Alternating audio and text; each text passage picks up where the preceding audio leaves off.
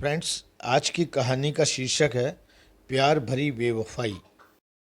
पूजा ने जैसे ही कुरियर को खोला तो उसमें बेंगलोर की एक कंपनी में सीईओ की पोस्ट के लिए इंटरव्यू लेटर था और साथ ही आने जाने के फ्लाइट के टिकट भी थे।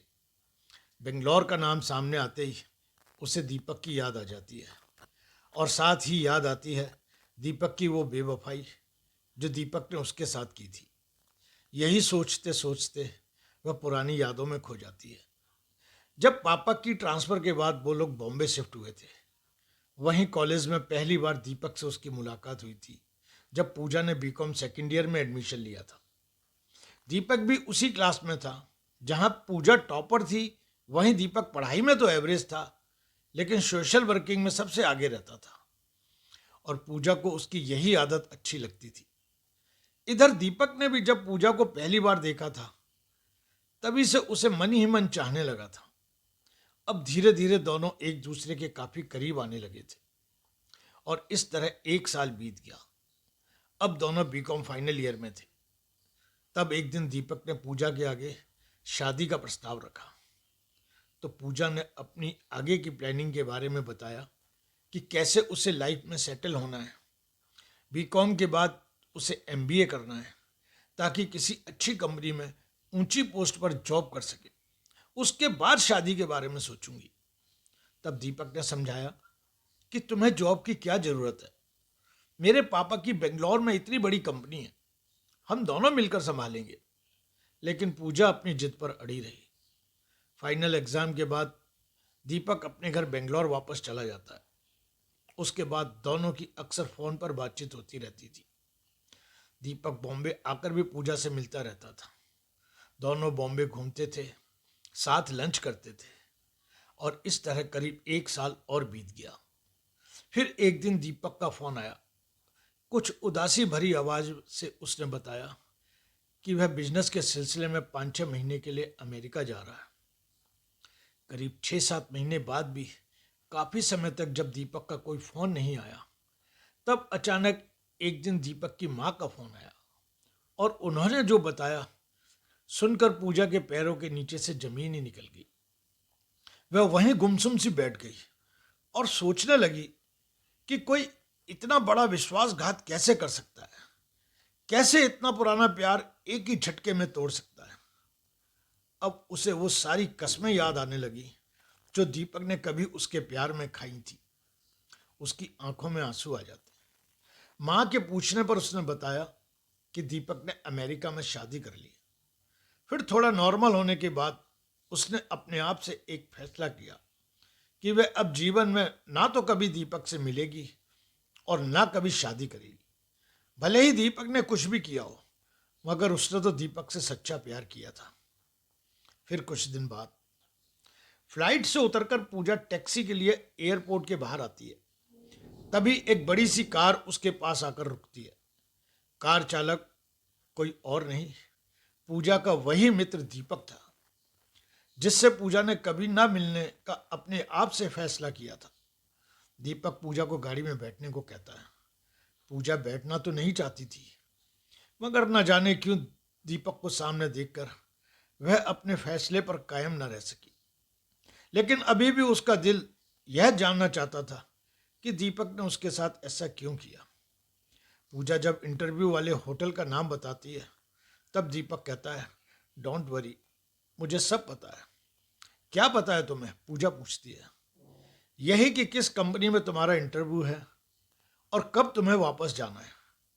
क्या बात है, इतनी जासूसी? अरे नहीं, जासूसी नहीं।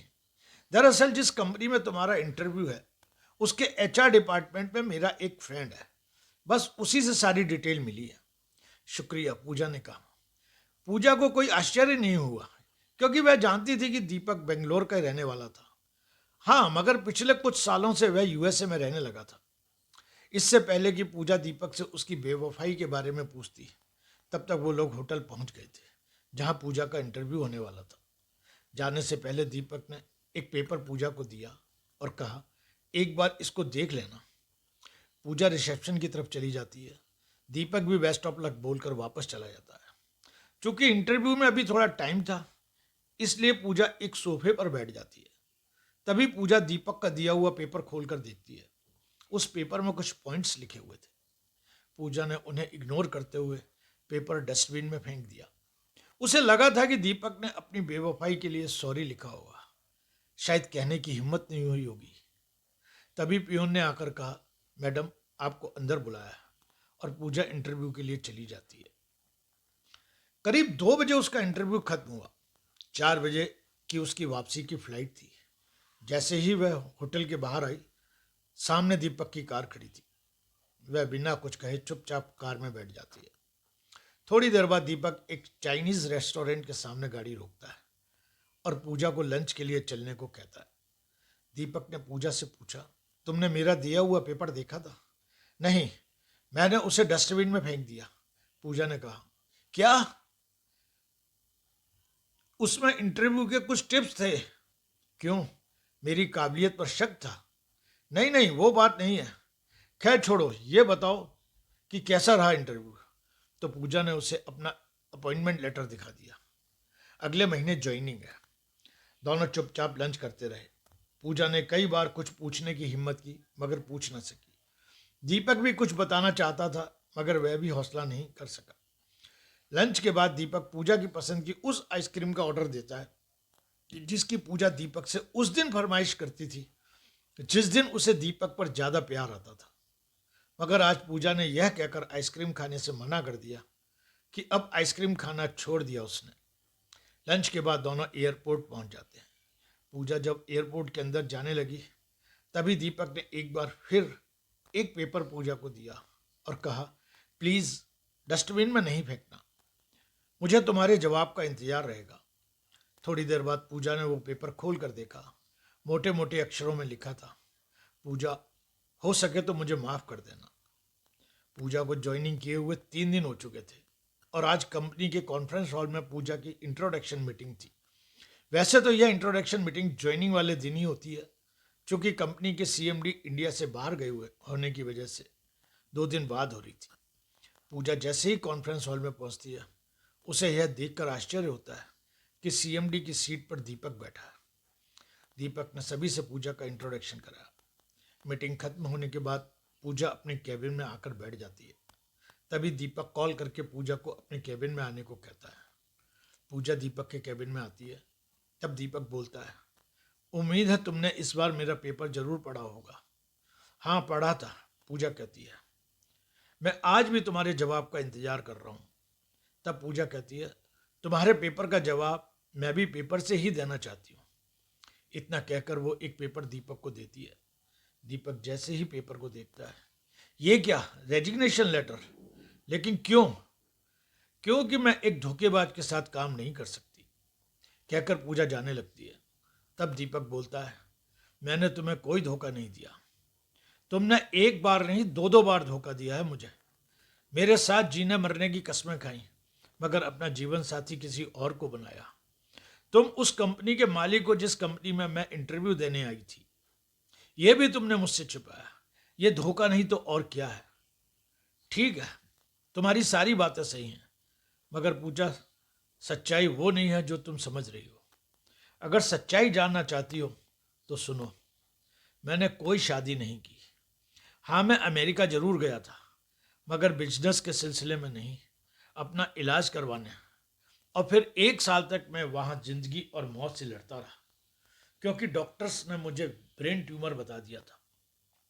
मुझे लगा कि शायद अब मैं ज़्यादा दिन जिंदा नहीं रह पाऊंगा, इसलिए मैंने माँ से झूठ बुलवाया कि मेरी शादी हो गई है, क्योंकि मैं जानता था कि मेरी शादी की बात सुनकर थोड़े दिन तुम मेरे बारे में बुरा भला सोचोगी, फिर शायद मुझे कुछ समय बाद भुला दोगी, मगर मेरे मरने की खबर शायद तुम बर्दाश्त नहीं कर सकोगी। लेकिन तुम्हारे प्यार, माँ बाप के आशीर्वाद एवं भगवान की कृपा से 1 साल तक जिंदगी एवं मौत से लड़ने के बाद आज तुम्हारे सामने बिल्कुल ठीक ठाक खड़ा हूं। दूसरी बार झूठ मैंने इसलिए बोला था, मैं देखना चाहता था कि तुम्हारे दिल में अभी भी मेरे लिए जगह है या नहीं। यह थी मेरी सच्चाई। अगर तुम्हें अभी भी मेरी बातों का यकीन नहीं है तो ये रही मेरी मेडिकल रिपोर्ट्स। अगर अब भी तुम जाना चाहती हो तो यह तुम्हारा फैसला। कहकर दीपक पीछे दीवार की तरफ मुंह करके खड़ा हो जाता है।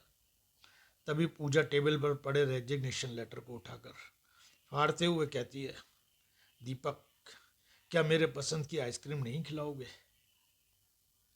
और यहां से शुरू होती है दोनों के नए जीवन की शुरुआत। Happy beginning. दोस्तों, यदि अभी तक आपने हमारे चैनल को सब्सक्राइब नहीं किया है तो कृपया चैनल को अभी सब्सक्राइब करें, लाइक्स भी करें।